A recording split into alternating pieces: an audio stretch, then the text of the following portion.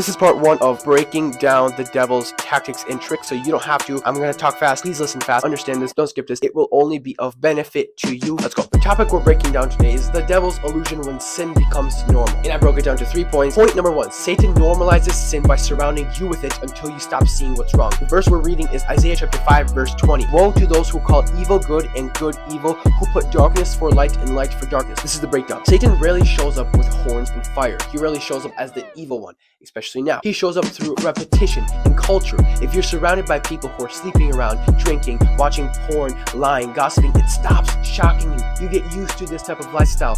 In other words, you get used to what God hates. And once it feels normal, it becomes acceptable and you accept it. You walk around it. You even might start doing it. Not because it's right, but because it's everywhere, so you get used to it. Watch out for this. Point number 2. Satan flips the script. So when you live holy, you feel guilty or judgy about living holy or trying to live holy. 1 Peter chapter 4, verse 4, it says, "They are surprised that you do not join them in their reckless, wild living, and they heap abuse on you." In other words, if you don't drink, if you don't sleep until marriage, if you don't lie, if you try to live with integrity and pureness, guess what? People will start acting like you're the only problem, like you're the person that's the problem. Not them, not the sinner, but the person who's trying to be better. The reason is because when they look at you, they see their fault, they see their mistake, and that's when they get mad at you because they don't want to see what they're doing wrong. But this is all a part of the enemy's plan to trick you into getting pushed around, to make you feel like righteousness is bad, and try to isolate you to the people who are bringing you closer to God, and to bring you more into environments where people drag you away from God. Point number 3 is the goal isn't just to tempt you, it's to make you feel left out until